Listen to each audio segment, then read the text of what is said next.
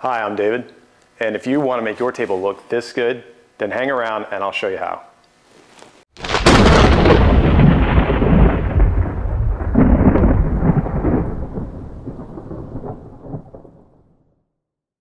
Today we're going to be tackling restoration of a finish on a dining room table. This dining room table has seen its better days. It's got some significant water damage here, and I'm going to walk you guys through the process of how we would go about restoring this fantastic table. So the first product we're going to use here it's made by a local company, but it's essentially a de-waxer solvent. First thing we want to make sure that we can do here is remove any silicone off the top of the surface. If we wind up either spraying over this finish or polishing it over, what's primarily most important is that we remove any kind of oils from your hands. So this is a very simple process. Basically, we're just going to wipe this on and clean the surface. It's going to typically leave a white residue, but rest assured that once we get this washed off properly, we won't have any issues in the future moving forward.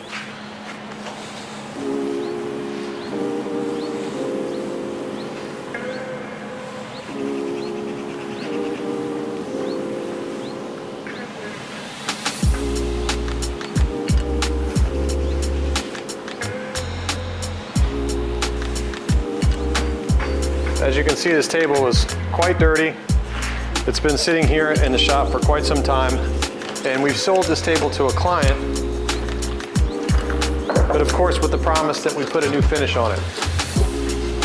So at this point, we're trying to determine whether or not we can save the finish that's on here, or we have to start from scratch.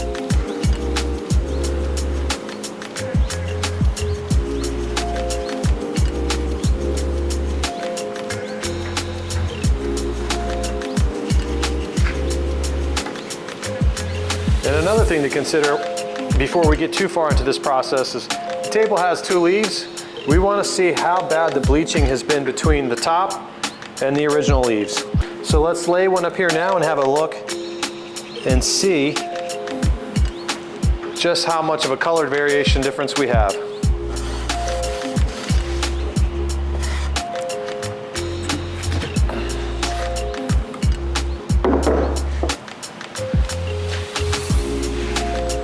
I can see here that there's a huge difference in the banding and the color on the banding.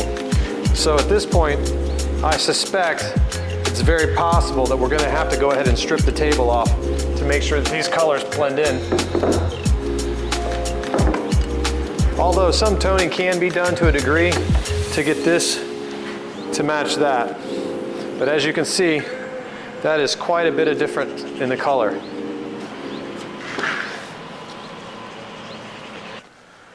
All right, so this table now is completely stripped. I did a chemical stripper and let it sit overnight. It's been sanded down with 240. So I have this main table surface ready to go, and off screen here, there's two table leaves that are also prepped and ready to go. So at this point, the next step on this table, which was going to receive a French polished finish, we basically have to seal the grain. So mahogany has a very open grain, and in order for you to get a mirrored finish in your final product, you really have to seal the grain. Now this table already had a finish on it at one point, so there was at least one coat of grain fill in this table, but it's probably been largely removed from me stripping the table. So there's a French method to doing this that I like to use. Of course, you can buy grain fillers over the counter. There's a lot of different techniques you can use. I tend to use this one technique that I picked up a while back. It's a French method. Siafouet, I think is how you say that. I don't speak French, so I'm probably butchering that. But it's a really interesting process. Essentially, the first thing we need to do here is we're going to stain the table. This is an alcohol-based stain that I've obtained locally. This is actually a gallon that I used on a job at the White House. So for my Instagram follower who purchased this table from me, he's going to get a nice table finish that is the same as some tables we did in the White House. So that's a pretty cool little Easter egg for him. So we're going to go ahead and stain the table. We wipe the stain on. We go along with the grain. We're going to get a coat on that. And then the next step after that is going to be to come back over that. I'm going to add the Gilboy's wax. We're going to put a coat of wax on the table. And then once we have the wax and the wax dry down, I'll add some pumice stone. We'll put it in a dabber here, and we're just going to dab pumice stone on the top. And then we're going to buff that all together and create sort of a slurry. Now what that does is it'll force the mix of the stain, the wax, and the slurry down into the grain. it's gonna give us a nice surface to work with. So once that all dries, we'll wipe it off, and if we have to do any adjustment of the stain or anything, we can do it at that point. And once that's ready to go, we'll be ready for the next step, which is gonna be sealing the table in shellac. I'm gonna put a really thick coat of shellac on here, and then we're gonna start to buff that out. So without further ado, we're about to dig into this.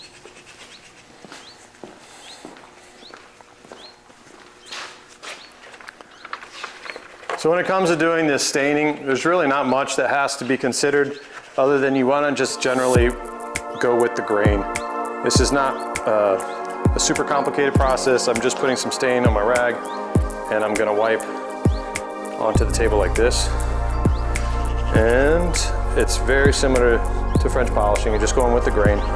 Nothing crazy here.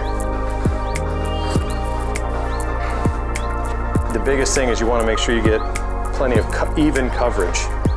So as you go through this, just again, even coverage is all we're looking for here. Now once I get done with this, I'm already looking at this and I can tell that I want to change this color on the banding. So what I'm going to do once I get this stain on here, I'm going to come around the banding with a yellow stain and go vertically around this. Now when it comes to finishes and staining, I can't understate it enough that this is an artistic skill. It's there's a lot of subjectivity to this type of work. Beauty is in the eye of the beholder. So fortunately, I've established enough of a name for myself that most of my clients will give me carte blanche to sort of do what I think is appropriate. And so usually I've done enough of these tables that I kind of know what they should look like. And then when you get this on here, don't forget to go around the edges. We're gonna come around the edges here and get some stain on that as well.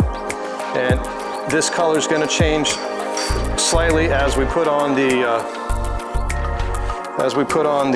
wax and the whole host of other methods. It basically all builds the color up. So right now what I really want to do is get this mahogany looking not too dark. I don't think we want to go too dark with this. Just a nice tone. So now we'll step around and take care of this side as well.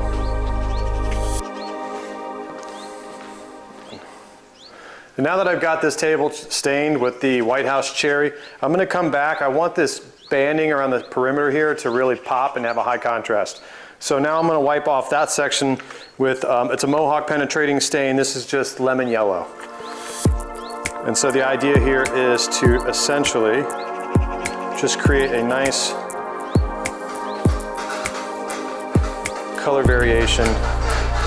And I'm just going to go right down the side here. And I'm going to try to be as uniform with this as I possibly can. You don't want to have streaks. But just adding that little bit of yellow there is going to add a nice contrast between those two colors. And so you don't forget to get your edges too. Nice and smooth, easy. I'll let that dry for a second. I'll come back and I'll do a second application. Just gonna, again, wipe it on. This isn't rocket science. This is just real simple. Just being clean with your lines. So just right here, and just nice and even all the way down.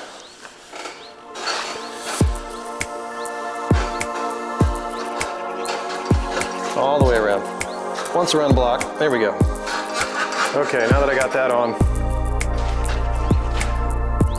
it looks good. And I don't know if you can see it on your end on the camera there, but on this side I can see that the color now has changed on these sides. It looks really clean. I love that contrast you're gonna get there. Once we put this all together, it's gonna look fantastic. All right, so now I'm gonna walk into the shot here, get this other one, and also I'm doing the leaves at the same time. I have them here off camera, but I'm doing the same process to the leaves as well.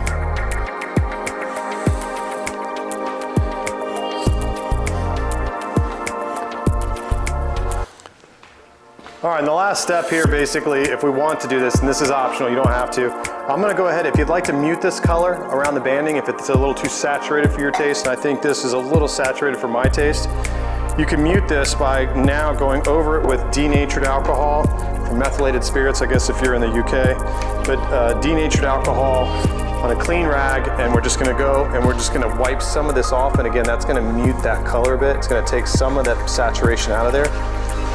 And it'll, again, help with the contrast effect that we really wanna have here. This banding is meant to contrast highly, so we wanna make sure that we accentuate that. So as you can see, a lot of that dye is coming off there. So you get the nice tones, but not as much of the saturation. And I'm gonna repeat the process all the way around the table. Again, one more time around the block here.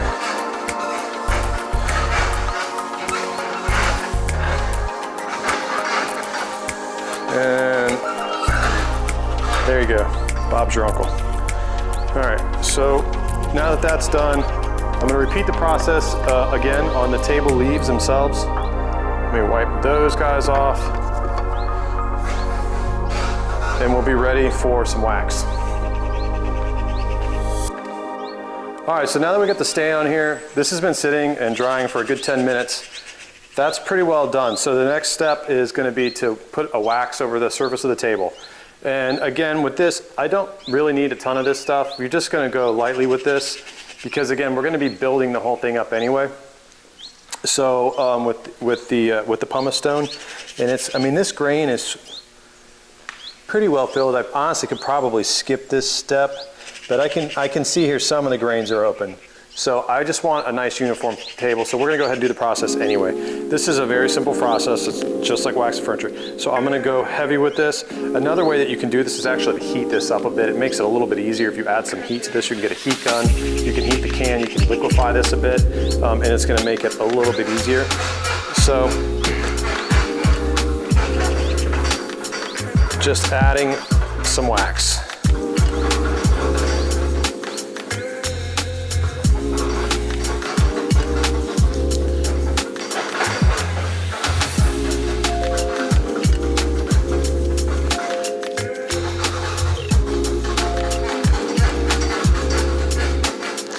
I'm gonna make sure I get the edges here too.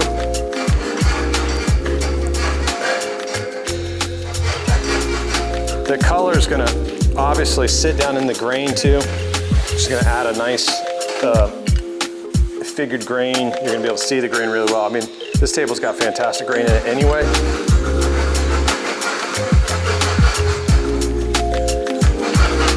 That's a squeaky bed there, isn't it? Well, you don't want that on your honeymoon, do you? All right, so just gonna get some coverage across the whole surface. This whole process, start to finish, as far as this step, it shouldn't take any more than 20, 30 minutes to get through the process of putting some wax on, and then once we come back over this with some pumice, and buff this in a bit, it's gonna really help with the French polishing process. Once it sits down in the grain, it's gonna make the buildup of the French polish go a lot faster than it otherwise would, since this is gonna have a filled grain.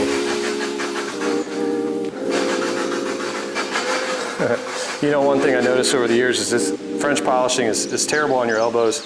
It's great for your biceps though. So the next step that we're going to take here is I'm going to take this up. It's a pumice stone. This is a 4F, so it's a fairly fine pumice stone. It's manufactured by Mohawk. Some people use a bag. They put like a nylon, and you can kind of tap it on here. It doesn't really matter how you do it. The idea is to just sprinkle it on here and rub it in. It's really not complicated. So now I'm just going to take this rag and I'm just going to do this. This is really all we're doing. So this is sort of working with the wax. And the idea here is that this is going to fill in the grain. So you kind of want to make sure that you get this. You can even do it by hand. It doesn't really matter how you do it. But the idea is that you're rubbing it in to the finish.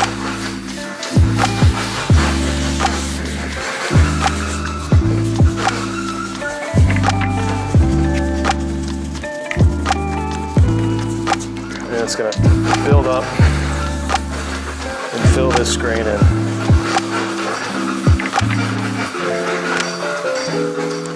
When we're done with this, what we'll do is we'll rub this whole thing down with some steel wool and we'll take off the excess.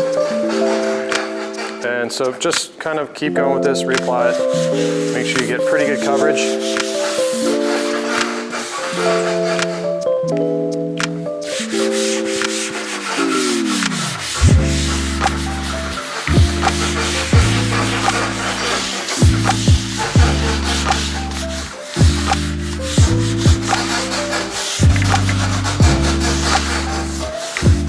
It's a bit of elbow grease, it's good.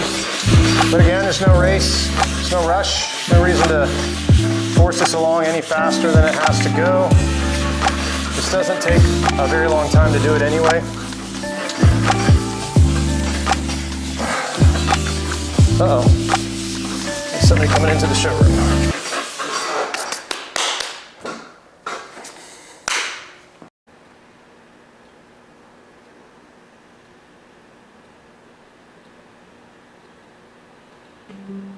Hey, sorry to butt in.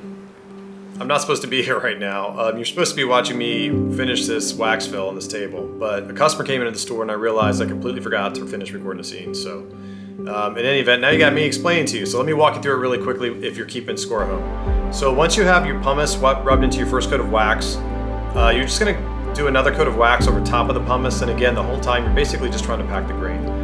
Of course, there's other ways to try this. I'm sure people out there who do French polishing have done a lot of other ways, and I've done most of them as well. If you haven't tried this, give it a shot and let me know what you think in the comment section. So in any event, once you put that on there, you get the wax, basically a wax and pumice sandwich, and you've rubbed it in pretty good. You're gonna come back over that with a heat gun. Take a heat gun and heat the surface, and as you go across the surface, wipe off all the excess wax. That's gonna be the fastest way to clean the surface off. And then of course you can go over with steel wool and then some cheesecloth or terry cloth and get all the dust off there.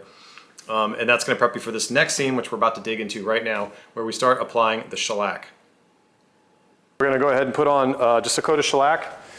This is literally shellac, store-bought shellac, so this is not a custom mix. I'm using a diaper. I don't have this fine-tuned. I do keep these types around as well, these charged rubbers.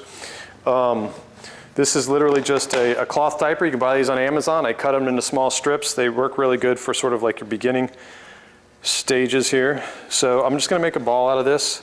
I'm going to put a dab of some mineral oil on the surface of this here, and I'm gonna just dip into this shellac and let that soak in a bit. I'm going to put on sort of a thick coat. So this is really wet. This is literally a seal coat. So I'm gonna just wipe it on as we go here.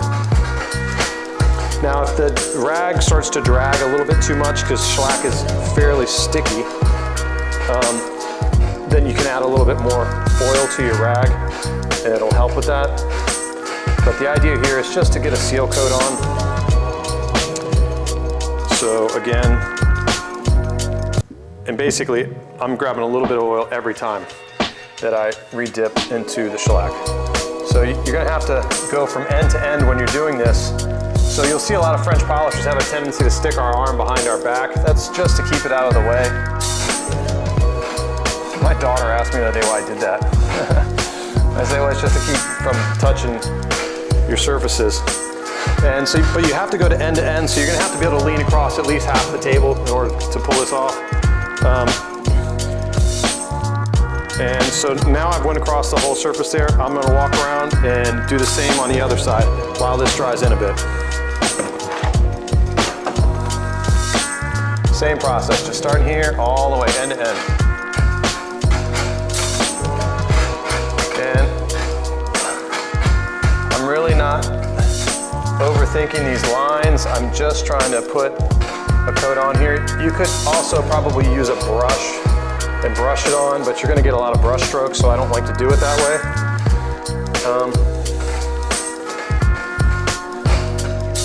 Okay, I'm gonna get some more shellac here. I'm holding that into the can just for a minute to get some, and you can see I can squeeze out a little bit. And again, I'm gonna get a dab of some mineral oil and just put it on there. The mineral oil just keeps the rag moving across the surface without sticking, because you don't really wanna have that problem.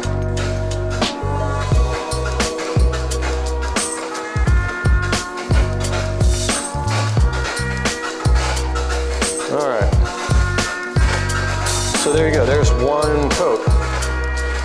Now this shellac dries rapidly. It just air dries. It doesn't have a chemical agent or anything that responds or reacts to it that causes a flash, like a chemical reaction dry. It just air dries, but it dries really quick. So this is probably already dry to the touch. So at this point, I'm gonna do another coat. And I'll probably do this 2 or 3 times until I feel like I have pretty good coverage. And then once we got that done, we'll start to fine tune this and then do some circle padding and start building the finish up with a thinner shellac. But this cut here, we're just doing for a seal coat. So now I'm about to go ahead and French polish this table with a less thick shellac. So essentially what I've got here is a mix of my own. This is a nice mix. It's this super golden Kissimmee button shellac. You can get this from shellac.net. It's really good. You just basically put this in denatured alcohol, let it sit overnight, and you'll get this nice consistency here of shellac. And I put a little bit of oil in this as well. It's a good mix. I've used it several times in the past, so here we go. We're gonna start building this up now. So when you're doing this French polishing, if you've never done it before, it can seem intimidating. It's really not intimidating. It's not difficult to do. I'm gonna go ahead and just leave this in here and let this charge for a bit. I'm gonna squeeze off all the excess. You don't want that much on here, at least not initially. And typically when you see this, somebody doing this, what they're technically doing there, if you've seen that before by French polishers, is they're trying to sort of knock the fluid into the rag. You don't necessarily want it sitting right on the surface, because this is a sticky solvent mix, and if you put this on and start going and stop or get too wet, you can really just make a mess. You drag, you make marks. So the idea with this is never to leave your charged pad sitting still on the surface. If you do that, it will burn in a small impression, and then it takes that much longer to wait for it to dry and then buff it out. So the idea is to come from end to end, and you're just constantly moving the whole time. And it's very similar to buffing a car. Same process. And the idea is that the finish is depositing itself onto the surface and building up. So you just keep doing this. You can do it in quadrants, you can go from end to end. It doesn't really matter. The idea is basically you're gonna have to do the whole surface several times. The major point though is that you don't stop on the surface, and then you just kind of keep your rag moving. And if you have to, from time to time, you're gonna recharge this with some more fluid. So again, just dip it in there. You just get some on the surface, squeeze off the excess. If that's the way you're gonna do it, at least, that's the way I do it. And just a little bit of oil on the surface of your rag for some lubricant so that it doesn't stick. And keep going.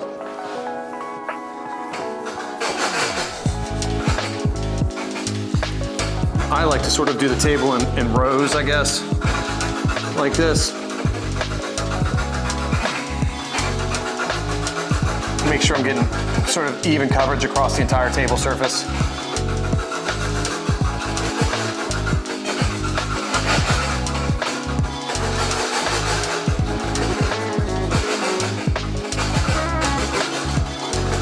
And if you do enough of these, you'll learn you kind of have to learn how to do it with both hands. Because if you don't, you're gonna wear out your one arm. So it requires a little bit of ambidexterity, I guess is how you say that. And I'm gonna just walk around the surface here, getting the edge, making sure I get all the way to the corners. I'll walk down the middle.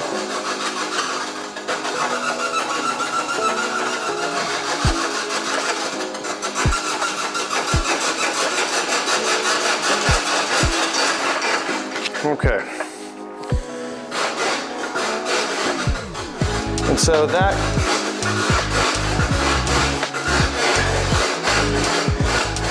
is building up really nicely. It's good to just let this sit for a few minutes in between coats. Give yourself a break. And it's good for the lacquer to dry in. So as you go, it sort of dries along. Now, once you get this initial coat on here, you'll really have to let this dry overnight.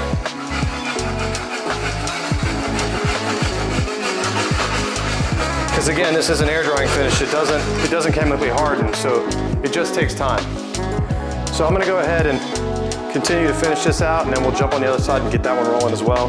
Once I get all this built up really well and I like the way it looks, I'll go end to end, get it basically looking, you know, acceptable, and then I'll just let it sit overnight. I'll walk away from it and then come back tomorrow and we'll do a little bit of more fine polishing. So that'll be it for the night, and we'll be right back.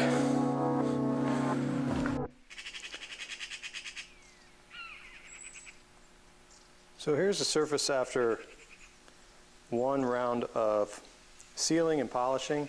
This is basically what you want to be left with. Nice satin sheen. It's not highly built up yet, so you don't have a perfectly mirrored finish quite yet, but this is a good start. So this needs to dry overnight. Once this dries, we can come back tomorrow and we'll go for round 2. I came in today and the table has dried down pretty well. I went ahead and did one more coat of grain fill on this. You can see where the grain fill had dried in a bit. So the next thing that we really want to do, or that I'm going to want to do with this table to get the look right, is we're going to rub this out before we French polish it again. So rubbing it out is pretty straightforward, but basically, let me see if I got this here. You can take some 4/0 steel wool. I buy this in big rolls, but of course you can buy it at your hardware store. So 4/0 is 4-0 steel wool. I'm going to use a sanding block so that I have a nice flat surface. You could use your hand, but it's better if you have a block. So just wrap this around here, and all we're doing is we're going to rub from side to side. We're just trying to knock sort of the high spots of the finish down a bit before we start to French polish over this again. All of this really is leading us towards our overall goal, which is as flat of a surface as possible, so that we can get a really nice shine on this table once we get to our final polish. So each progressive step, we're filling in the grain, polishing the surface, and then leveling the surface back off with steel wool, and then and then reapplying rather another coat of shellac over top. So typically, I'll do this 2 or 3 times to a table. Just depends. Each table's a little differently. There's no need to rush this. It's a slow process. It takes time for these lacquer coats to dry in between anyway. So, and since we're starting from scratch, this table, we started this process with a bare wood table. There's been, no sprays on this, no lacquer sprayed on it. It's just brushed shellac, grain filler, and elbow grease. Okay. So, and I'm going to repeat this process as well on the table leaves down here. And then we're going to go ahead and do another round of polish on this table. And I gotta say, I'm starting to like this table. Wasn't super fond of it when I got started, but the more I do this surface, the more I get impressed by it, the mahogany on it.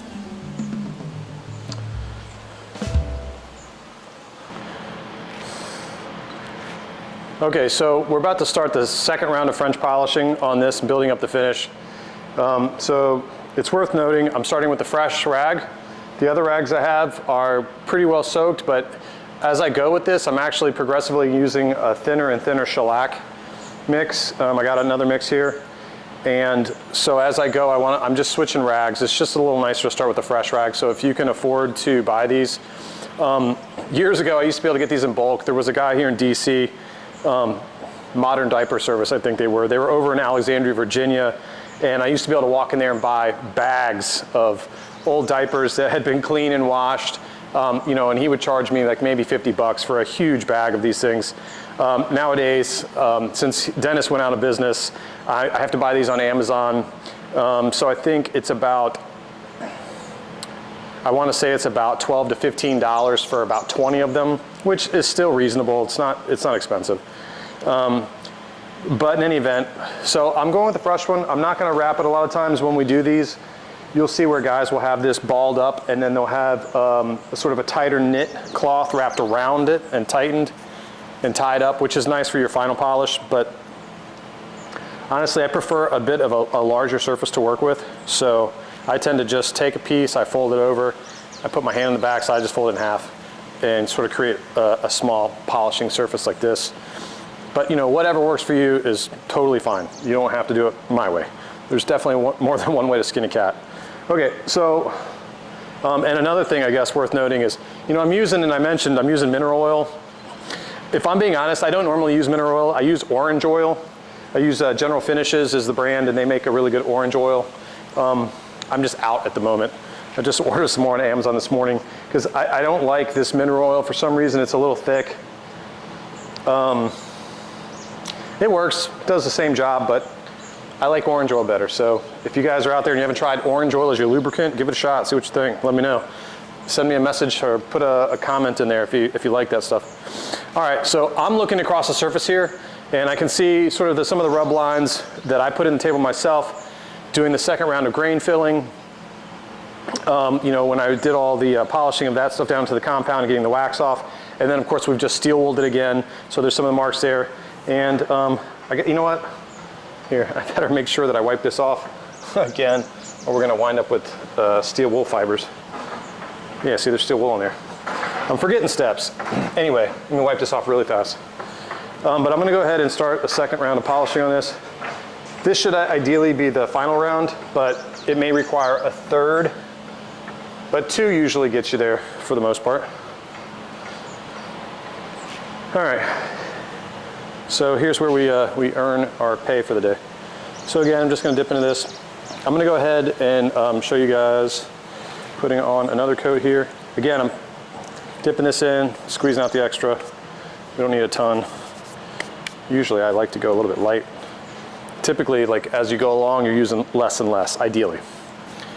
But anyway, all right, so here we go. And actually, I don't think I put any lubricant on my rag yet. I can feel it sort of dragging a bit at the end here.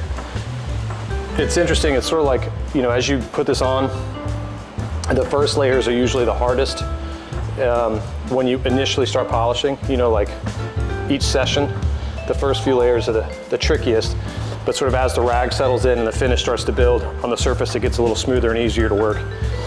And of course, so I'll just start getting a good coverage on this, and then we're gonna build it by doing circle 8s, or I just do circle padding is what we call it, but basically where you're just buffing in a circle. The idea of going in a circle is, you know, typically these grain lines, they run one direction. So when you're going sort of like a circle, you're coming across the grain at a different angle, and the polish will fill into the grain line a little better, I guess, you know, as you do it that way and you build it up. All right, and then here we go. Reaching all the way across.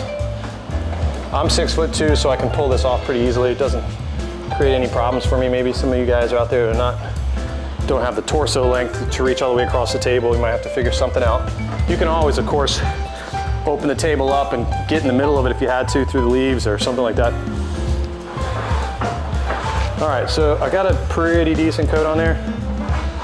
So I'm gonna walk around now and do this side, and once I do that, then I'll come back to this side and we'll start to build it up. I'm gonna just give this a second to sort of dry. All right.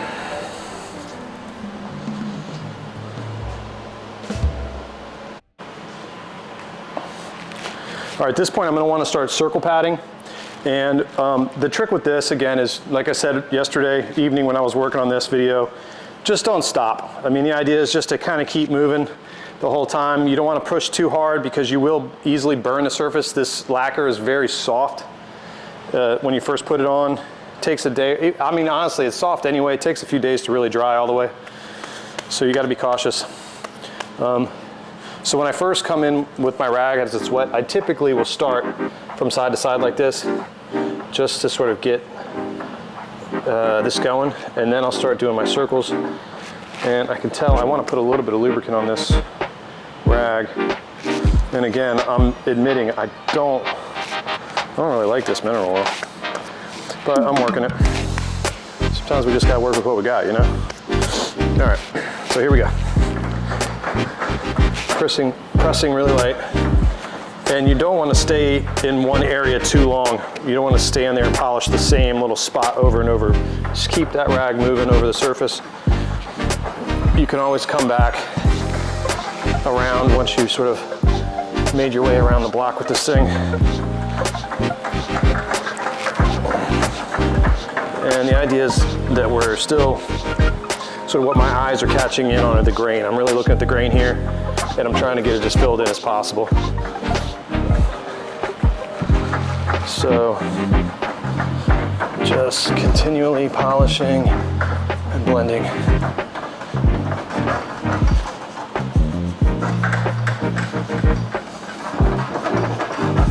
But like I said, it's good for your shoulder and your biceps, probably your back too, right? Get your cardio in. All right. I like to really make sure I've got to all the way to the edges, because edges and corners have a tendency to get overlooked, and it's important that you get all of them. So you really gotta pay attention to what you're doing.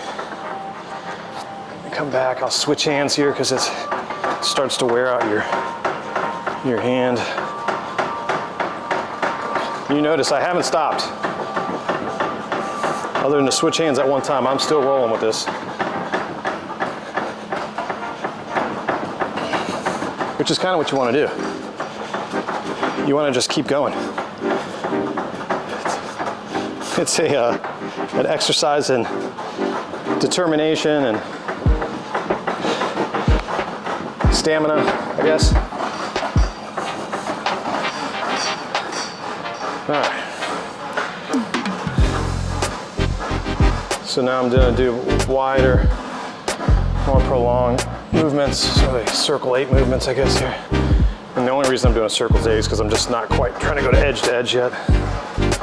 Okay, all right, there we stop for a second. Have a look at that. And usually when you're looking at these things, you're kind of looking across the surface. That's really going to give you the story of where you're at with this. There's still some grain that is open. Here I can see that. And I've done 2 rounds of grain fill. This is one of those situations where you can take it really as far as you want. If you want to, you can keep going till you have a completely grain-filled surface that's essentially a mirror. I don't usually quite take it that far. Just short of that is really all I'm trying to do. I tend to think if you have them too grain filled, they start to look like a polyester finish, looks like a piano finish or something.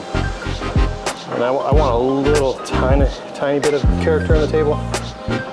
So I don't want to go overboard with it, but you generally want it really well filled. All right, so another round of circle polishing.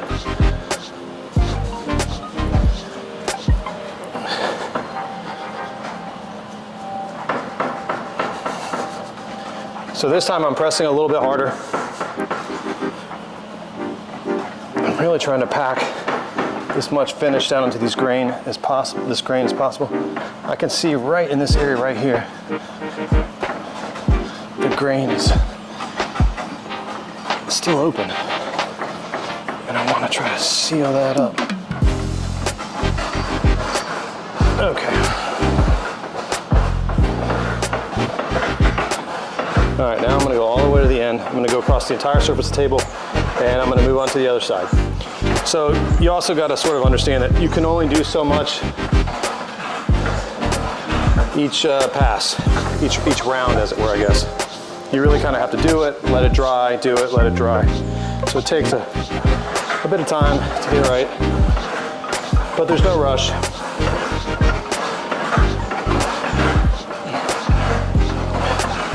As I mentioned in the opening of the video, this work is more labor intensive than a sprayed finish. Sprayed finishes, they have their own sets of problems. I mean, there's really no right or wrong way to do this stuff. It's sort of subjective. And you can kind of do it however you like. I don't like sprayed finishes. I don't think they look that great, personally. And then, like I said, you can run into a whole host of problems. Especially with mahogany, when you're spraying finish on mahogany. You gotta seal it really good, otherwise you get, you know, fish eyes and from the silicone that got down in the grain or something like that if you're not careful. But to each their own, you guys do what you want to do. This is just what I do. I do custom hand rubbed finishes and antique sales. All right. So that looks pretty good. All right, so now I'm going to jump to the other side here and do the same process over there.